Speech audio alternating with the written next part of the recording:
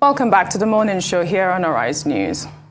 The families and friends of the last hostages from the Abuja-Kaduna train abductions who regained their freedom last week have expressed appreciation to the federal government and the military for their rare piece of luck. It will be recalled that a number of the hostages were not lucky enough to make it out of the terrorists' den. Despite this, however, there is still palpable anxiety among Nigerians because of the state of insecurity in the country. President Buhari has spoken highly about his accomplishments in the area of security and has also admitted critically about his failures and what must be done to keep Nigerian lives and property safe and secure. Professor Usman Yusuf is a professor of hematology, oncology, and bone marrow transplantation, a former executive secretary of the National Health Insurance Scheme, and secretary of the Chief of Defense Staff Action Committee, a special purpose vehicle set up for security of Nigerian lives of terrorism. He joins us now to have a discussion. Good morning, Professor. Thank you for joining us. Now, as you heard in my introduction, thank you for having me. Great. As you heard in my introduction, President Buhari reserved special words of commendation for the military for ensuring the return of, the hostages, and he also restated that commitment to liberate every Nigerian presently in custody of terrorists by the time he gets out of office come May 2023. However, you have claimed that 101 Boko Haram terrorists held in Kirikiri prison since 2009 were set free yesterday in what the federal government called amnesty. Was actually a prisoner swap demanded by Boko Haram in exchange for the remaining 23 Kaduna train passengers kidnapped. Now, how true is your claim? No. Oji, get it right. This thing has been going viral. It wasn't me. I read it this morning. Some dubious person sending it all over the world. And what it says is in 2009 yes. During Jonathan Eradua, 2009, 104 Boko Haram terrorists were captured and kept in Kirikiri prison. And they said 3 died. And someone wrote, that yesterday, the 8th, at 6 a.m., 101 terrorists were released in exchange for this 23. This lily-livered author did not have the guts to sign whatever dubious nonsense he wrote. So this is falsehood. It's nothing to do with us. Anyone who has any guts or who knows what he's doing, whatever he writes, he signs. Somebody sent it to me this morning. It has nothing to do with the 23 we got released. If there's going to be any release, anything, recommendations come from us, the members of this committee in the field, to General Leo Irabo that assembled us, and then he sees the validity of those things and escalate them to the President and Commander-in-Chief. So that is mischief. Somebody sending it all over the place, that it has any relation to that. And I'm not going to even dignify that by talking about it. It's utter nonsense. Nonsense. Great. Well, so it wasn't from me, it was from some mischief maker. Well, great. Thank you for clarifying that. Now, I'd like your thoughts on President Buhari's legacy in provision of security for Nigerians.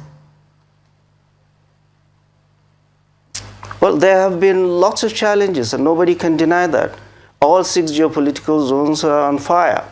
That's true. When he came in, this government came in, the Northeast was on fire. We all knew that.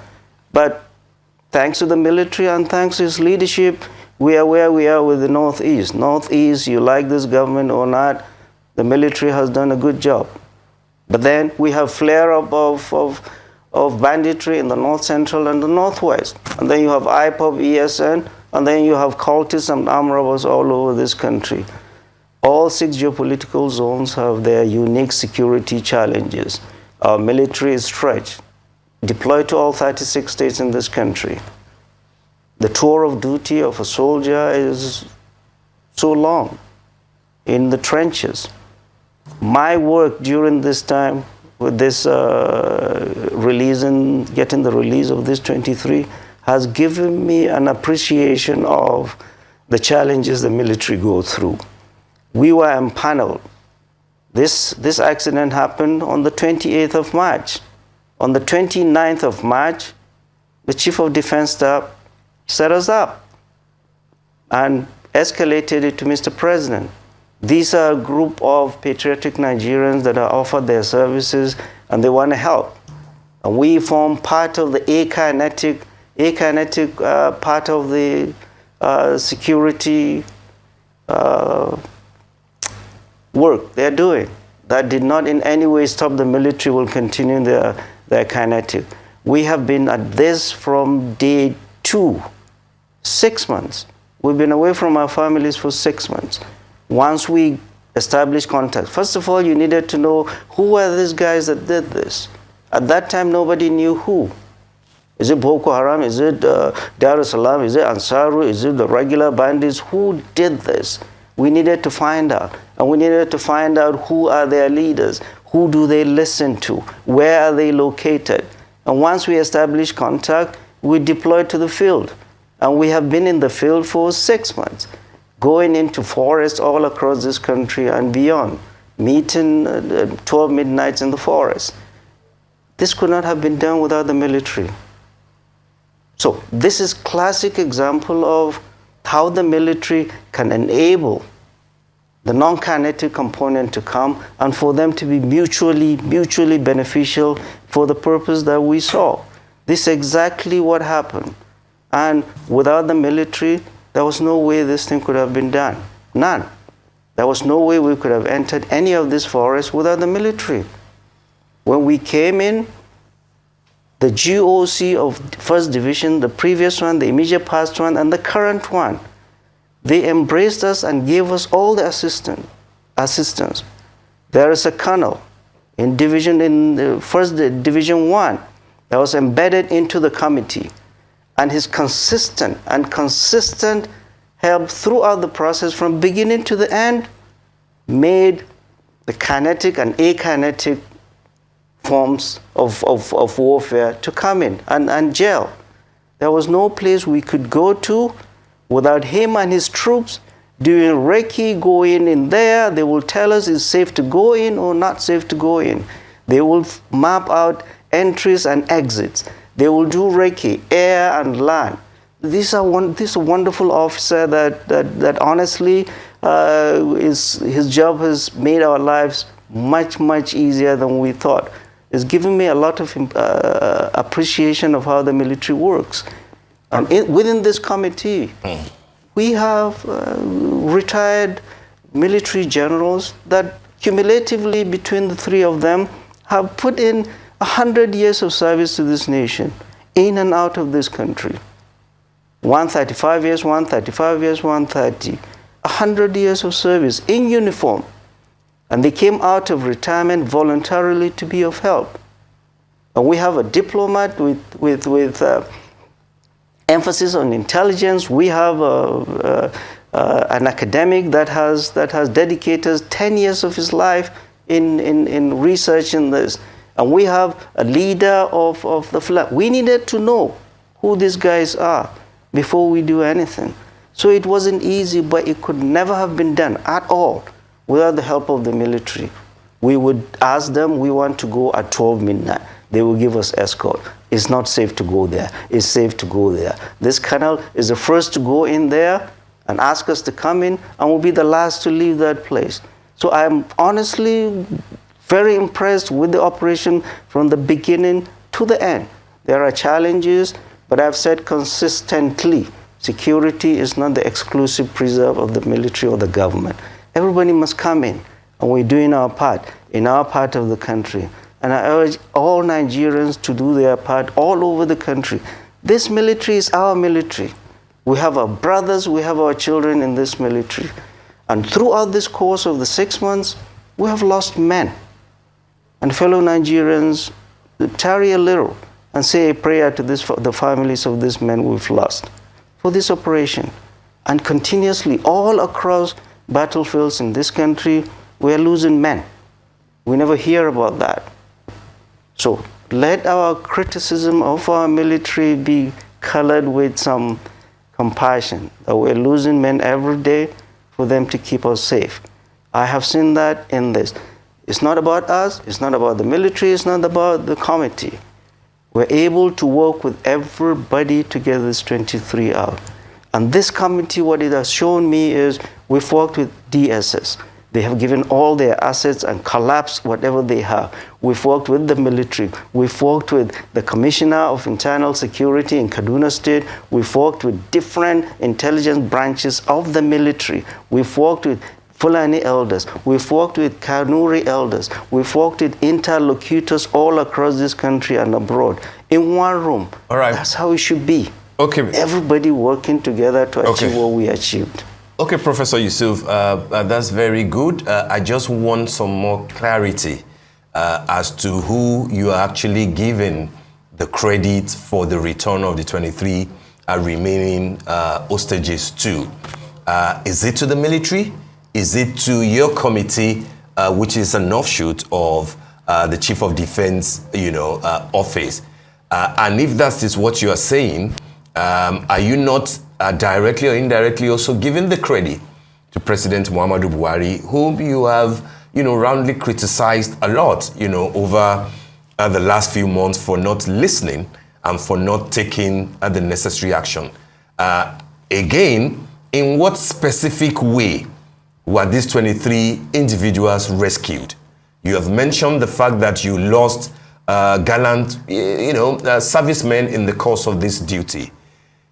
Were we able to also ensure that those who carried out this dastardly act, also didn't go scot-free? Were arrests made? Was anybody killed? Do we know their whereabouts? And where did this happen? Where did it take place? So those kind of clarifications will help so that Nigerians will know who to give the credit to and have the hope that maybe this will not repeat itself. Good. So you talk about who to give credit to and how come I'm now working when I've been criticizing this president. Yes, I've been criticizing this government and this president for the last 3 years, and which is my right as a citizen, because there are things wrong. But that is not in any way exclude one from contributing to this country. The credit goes to everybody. And I tell you, not even the president, not even the CDS or the military or us would want to dance the Macarena or the Buga because it's us. No, it's not about us. It is about our people. We came in here to make a difference in the lives of our people in whatever little way we can. It's not about taking credit. But most importantly, I want to tell Nigerians this thing could not have been possible without the support and the approval of Mr. President, period. And then the Chief of Defense Staff is the one that assembled us. If he did not think us worthy enough or able to contribute, he would not have entertained us.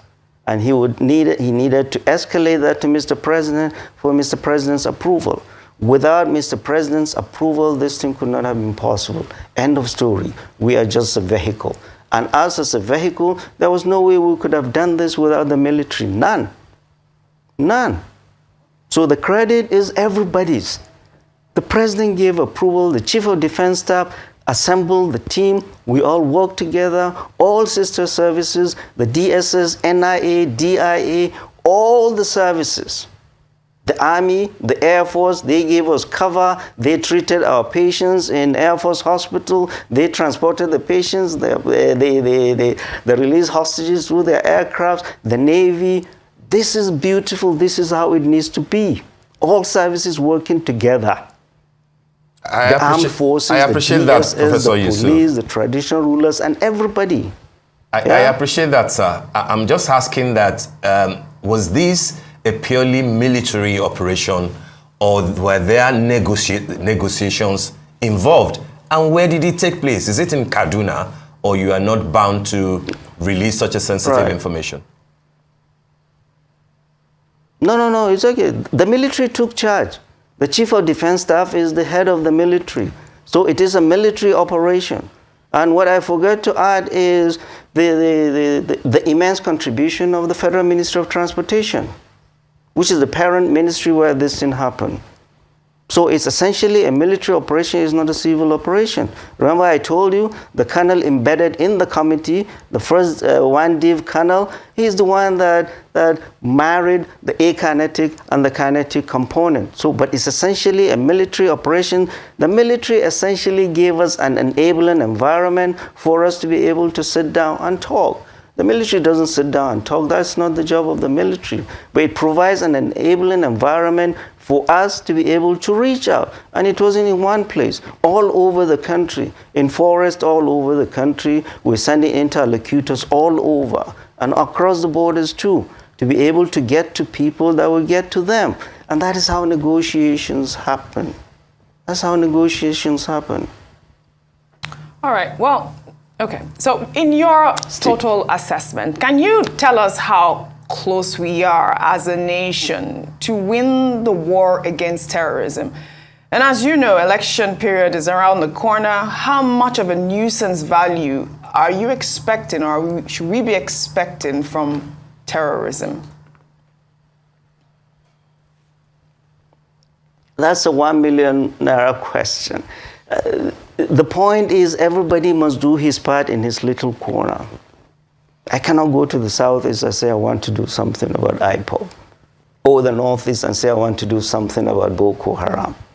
This is where I live, in the northwest. What can I do? I cannot just sit down and keep criticizing the government or lamenting. This is what I can do. This is what I have done. Our goal from the outset, the committee, we have said our goal is not only to get everybody released, but we are looking how can we work for peace in our part of the country. If everybody comes in, how can we get guaranteed security of the rail and road network? How can we get every hostage released? How can we stop all the attacks? How can we stop cattle rustling? And through other work we have done, what we have been able to do is build networks all over that will be useful in what we call our phase 2. Our phase 2 is going to be more intense. This is just the beginning. Getting everybody out is just the beginning. And then going into phase 2 will be a more intense discussion that what are the grievances of these people if there are any? Well, government has grievances too. You cannot continue to rape women, kill people, rustle cattle, and take hostages, and blow up the rail track, and expect any government to reward you with ransom. So it's a discussion that must be ongoing, but what this has shown is that the kinetic, while the military continues to do what it's trained to do, must be married with the akinetic. And we have seen in this work, both work and they work for good. The military continue to do what they are trained to do. And I must commend them for this. Without them, this would not have been possible. But everybody played a role, everybody. And it's not about us or anybody taking credit. The nation is glad, we are all happy for these families that everybody is out unhurt. Because the choices are four at the beginning. For any government, anywhere in the world. What do you do in a hostage situation like this? Send the military and let them blow everything up in the rescue mission and get 60% casualty? Well, from the outset, the president and the CDS and the military, that wasn't an option they were ready to entertain. Pay ransom? No, government will not pay ransom to a set of people that have blown the train, killed 9 people, and taken 63 people hostages. That's not an option. You give them billions of naira, what do? Go and buy more arms? Number 3, do nothing, like many governors are doing. Number 4, give up, like many governors have done. Number 5, do prisoner swaps.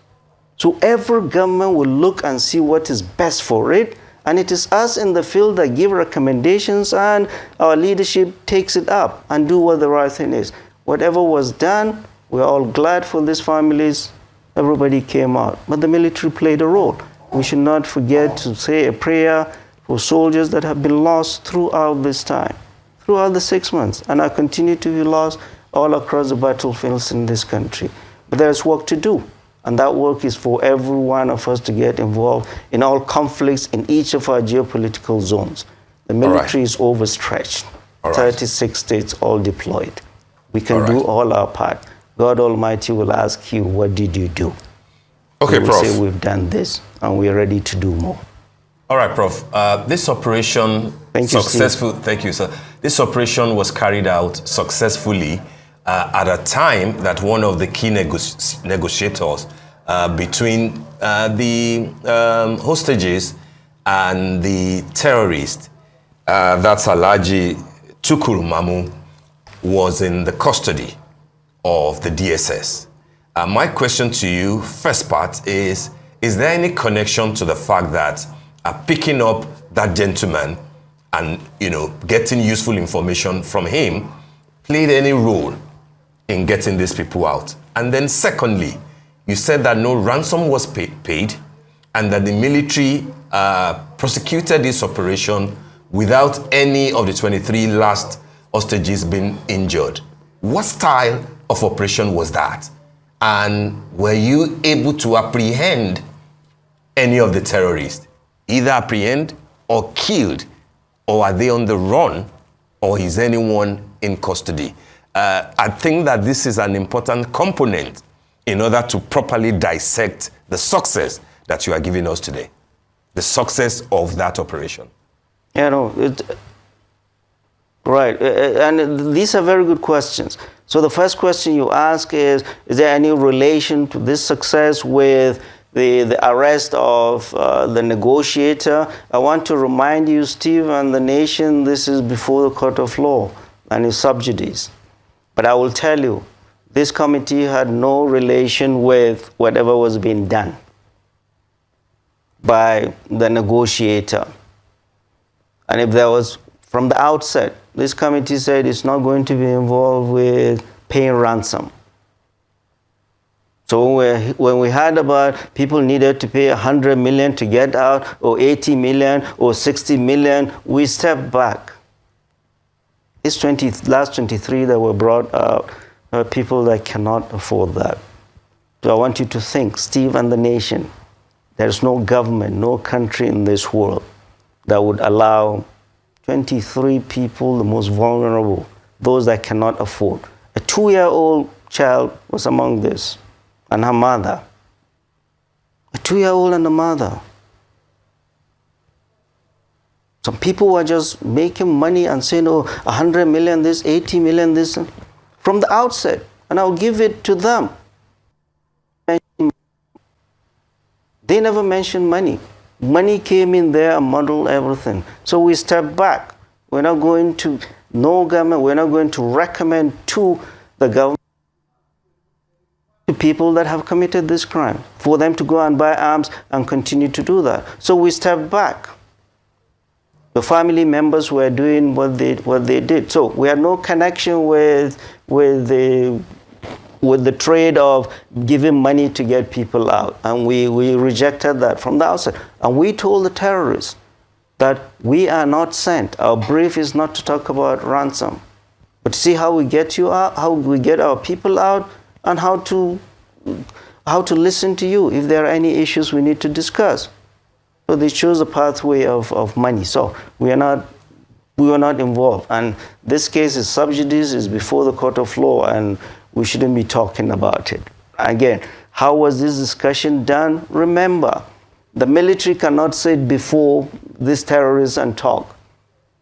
They won't. That's not the job of the military. Negotiators all over the world will go through the back channels. Our goal and our purpose is to see we get people out. And by that, we have achieved the goal. As to what happened to these guys, what's happening to them, trust me if I tell you, many have been killed, many have been injured, and many are on the run. And it's only a matter of time. These guys are dead men working. Military will get to them, bring them to law or kill them in the battlefield. So, and the military is continuing to do it. So, by us getting the last 23 out, we have lifted that obstacle for the military to continue their operation. And we've lifted the burden, we've lifted the hurt in the hearts of these families. You needed to see them in hospital yesterday. It's good to see, wonderful to see. So, we were not involved in payment of ransom. Ransom was not paid. This was painstaking negotiation that has taken this long, that has seen us all across this forest in this country, that has taken us away from our families for 6 months. There is a role for the military, I've said consistently, but there's not going to be a military solution to this. Everybody must come in. We need to help the military for us to get the peace we aspire. But I commend the military and all the assistance of all the services that came and made this possible. All right. Now you have clarified Steve, that no ransom was paid. Now, just for clarity, there have been several and conflicting accounts on the number of persons actually abducted. Now, from your interface with, the military and security agencies, how many did they actually abduct? And considering that number, I believe it was 63, one wonders how and where they were sheltered by the bandits. Can you shed more light as to the number of casualties we had as well? Right. So the figures were when they attacked the train on the 28th of March, 9 people were killed in the train, and they abducted 63 people. And after a short while, one was released. And then subsequently, there was a pregnant woman too. They released her on compassionate ground later. And then subsequently, some were released. So the total that were abducted were 63. The total that were killed in cold blood, there were 9. So the 63 were taken into the forest, deep forest, and they kept moving. Forest that, and it's deep in the forest with canopy, and so yes, and nobody can tell you, oh, this is, I'm not going to tell you, oh, this is where they were, this is where they were, and they will have moved. The military knows where they are. The military could see them, but the military would not do an operation, go and kill everybody, go and kill 50 and get 13 out. No. No, they've been watched. There are drones flying over them. It required patience. We, the committee, were literally begging and holding the hands of the military. Please, please, please give us time. Let us be patient. Allow these people to come out. Let us see what we can do. We've had lots of frustrations all along the way, but I'm glad the military obliged us, was patient with us, was supportive all through. We could not have done this. We could not have gone anywhere without the military. And then we got them out. And then the military now will continue to do what it does best. But I commend the military, and I commend the Federal Ministry of Transportation for being very supportive and for being with the families too. And we have lots of support too from our interlocutors in the forest and interlocutors all across this country. It's not about the committee or any one individual. We are just a vehicle for peace, and we hope we can continue to be of service to our people. All right, Prof. I like the fact that you mentioned that the second phase of your committee's intervention will commence soon, and that it will, it will be an important phase of trying to make sure that Nigeria is secure. I'd like to ask if this second phase will tackle the issue of Zamfara, which you once described as the metastasis of the terrorism cancer, afflicting the northwest of Nigeria and indeed the entire, northern part of Nigeria. And that if there are measurable successes in the next 5 months, will that in any way change the way that you will score the administration of President Muhammadu Buhari I'm asking this because of your position on the elections for 2023.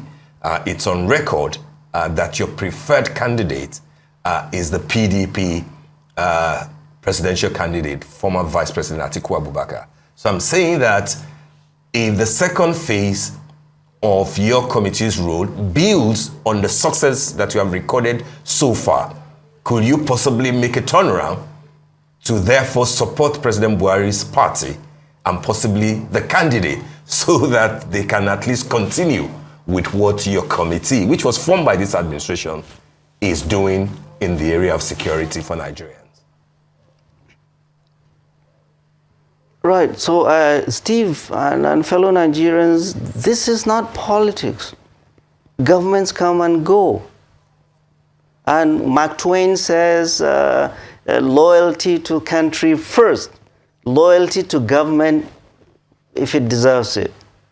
So it's not about politics. These are our people. Whoever comes in will live the same problem.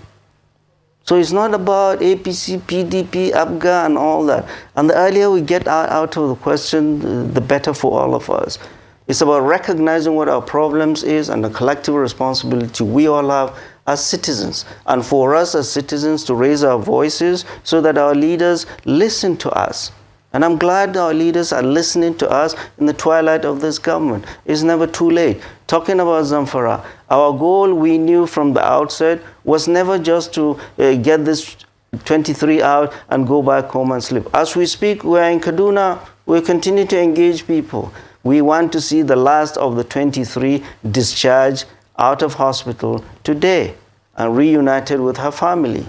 And then our deed is done when it comes to this. But we have a lot more work to do. You talk about Zamfara. I've said it consistently. When you're talking about banditry in this country, Zamfara is the headquarters of banditry. If you do not go back and solve the problems in Zamfara, all you're dealing with is the primary cancer is in Zamfara.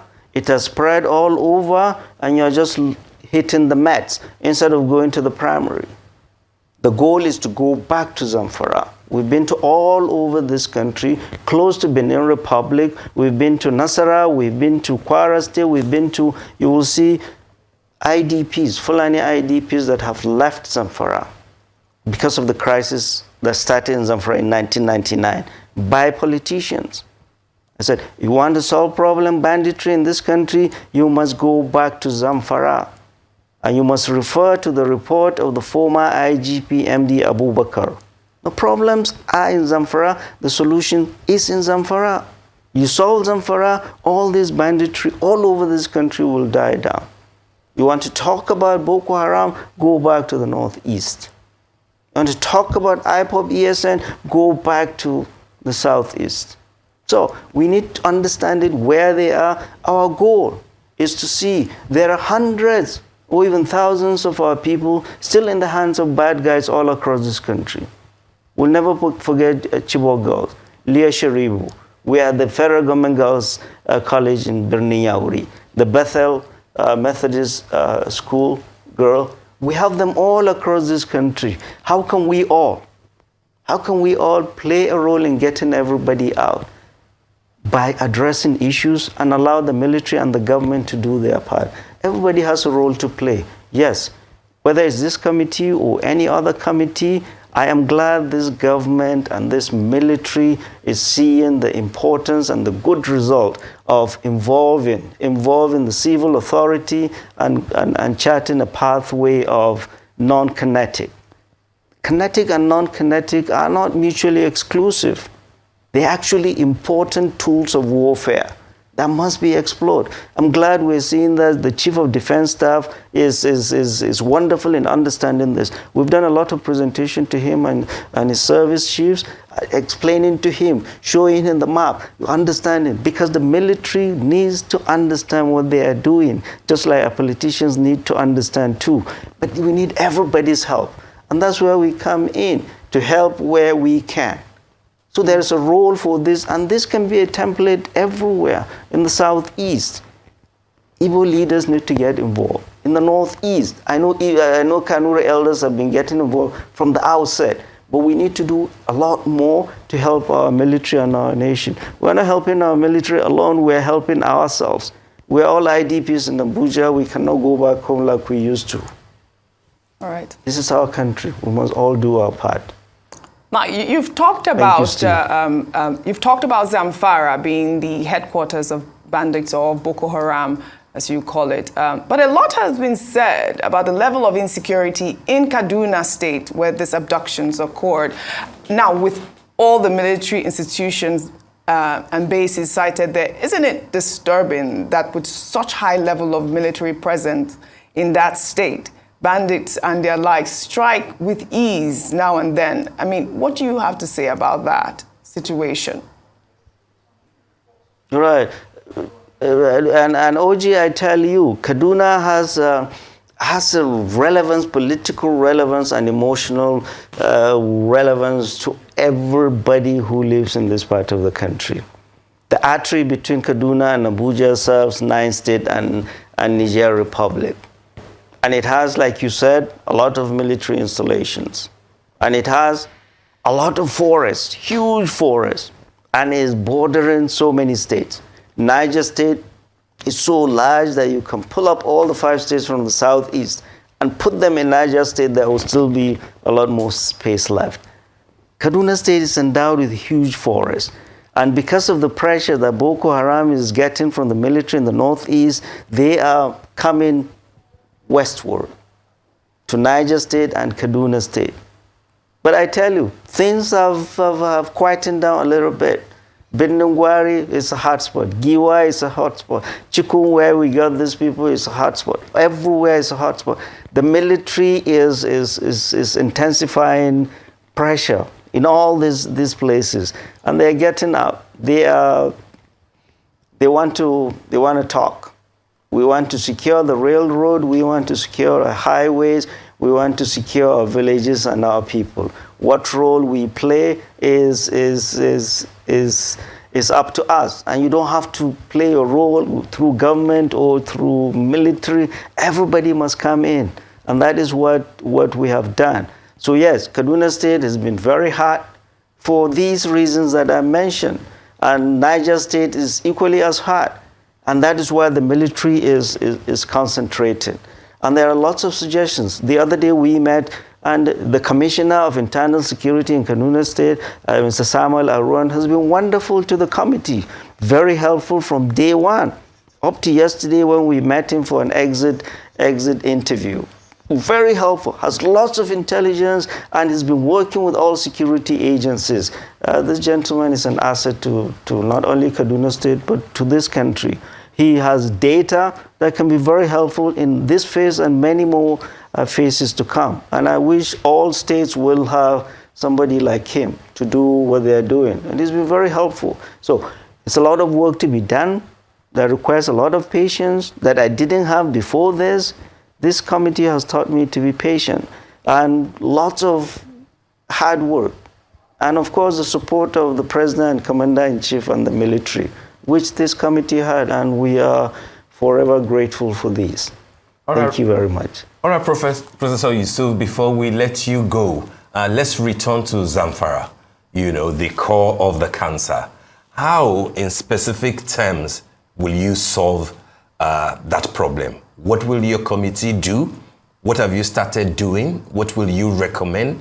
Will it also be a combination of the military and the elder statesmen coming together to look into it? It's a banditry situation, as you said. What, in precise terms, will be done, to bring it under total control? Right. So you see, like I said, Zamfara is near and dear to me because that's where I spent my early formative years, secondary school, from 1972 to 1976. The Zamfara I knew is not the Zamfara that it has become now. And I've said it consistently. The insecurity you see is essentially a result of bad governance and corruption in Zamfara. It started from 1999. We know what the problems are. And we were there, I and Shegumi, we spent a week in Zamfara. We went to Kachala Turji, we met Bello Reggae, we met them all. And we came back and talked to the governors. We met Fulani leaders, we met traditional rulers.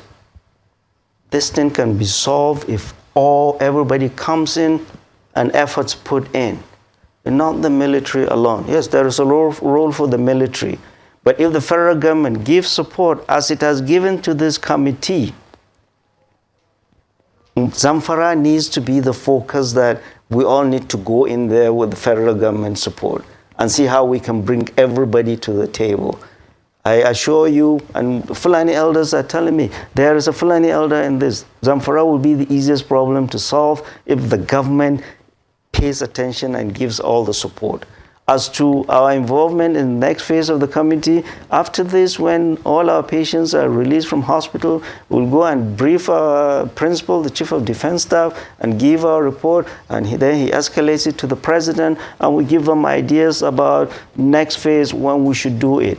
But as soon as it's possible is what we would recommend. We need to go back to Zamfara. Zamfara. All these bandits, they still have their parents there. They don't live town. They live within the communities. The problems are there. I've always said, problems are local. Solutions are local. We need to be able to go sit down. The banditry is essentially a social problem. We're increasingly militarizing it. The military will not solve this problem alone. We need the military giving us cover, just like it did this. We need to sit down, pull this guy out, talk to this elder, go to this, bring everybody together. This is doable and solvable. I have no doubt about it. In my lifetime, in the lifetime of this government, this thing can be solved. But we need the commitment of this government, the support of this government, like we've seen here, and the support of the military and all local stakeholders. This is doable and it can be done. I hope it gets done in the lifetime of this administration. That's my prayer. All right, as we begin to wrap up this conversation, I wanted to talk more about the 23 hostages that were released. Now, what level of injuries, or what is the degree of injuries are they, what are they being treated for at this point? All right. So, Oji, you can imagine being in that forest, open to the elements for 6 months and 6 days. A 2-year-old little kid. It does numbers on your body. So when we got them, they were all, of course, very weak, malnourished, dehydrated. Some are getting blood. So they were in bad shape. But thank God of the 23, 22 have already been discharged from the Air Force Medical Hospital, the Air Force Military Hospital, Nigerian Air Force Hospital in Kaduna. Only one is left. And I must commend the commandant of the Nigerian Air Force Hospital, Air Commodore Ekpe, and all his team. They were with us from the very beginning, in June, from the time we brought the first 11. The air officer commanding they were there waiting for us to receive this release hostages. They taking care of, give them a good shape, give them a good shower. We change their clothing, and they've been there with us all through. And I cannot thank them enough. All of them have been wonderful. And the pilots that flew us. But most importantly, it is this family. They are all well now, in spite of all they've been going through. But the wellness is physical wellness. The psychological will take time to heal. I'm a physician, I know. They will go through post-traumatic disorder, swings of moods. That's why we are compiling all their lists. We're engaging the services of a clinical psychologist, and we're asking the government to fund, to help them through this recovery period. And it's going to take time. And I'm sure the Federal Ministry of Transportation will oblige us. Yeah, but they will need counseling all through. And we'll be able to help them. We'll advocate for them through the military, through the Federal Ministry of Transportation, to engage the services of clinical psychologists. But they are in remarkably good physical shape now, considering what they've been through. And we said, throughout any medical issue related to this, we want the federal government to please be able to help them. There are some that were shot, and they're still receiving treatment in the military hospital. And the military is taking the tab. That's how it should be. We'll continue to be their advocates. And we are all glad they're out, and we're glad for the family, and we pray there is peace in this country. Thank you very much. All right, Prof, just 1 minute to wrap up. Did your committee recommend any financial compensation for any of the hostages? That question cropped up. Just 1 minute. Did you recommend any financial compensation for them? So we haven't said our report. We're looking at everybody. And to be honest with you, when we came, a lot of the family members, a lot of those that were in captivity were the primary breadwinners of their families. So when they are gone, these people were suffering. We've had to scramble within the committee to be able to send something. But yes, it will be part of our recommendation to be able to help these families to have a good start and then get them psychological support. Yes, our goal now is to get them well. And alhamdulillah, we have just one more left, getting blood transfusion today and out tomorrow. But yes, we'll continue to keep in touch, recommend to government to help them financially and pay their medical bills, and we get to work to see how we can get everybody out and get to peace in this country. Thank you very much. Oh, thank you very much, Professor Usman Yusuf, Secretary of the Chief of Defense Staff Action Committee.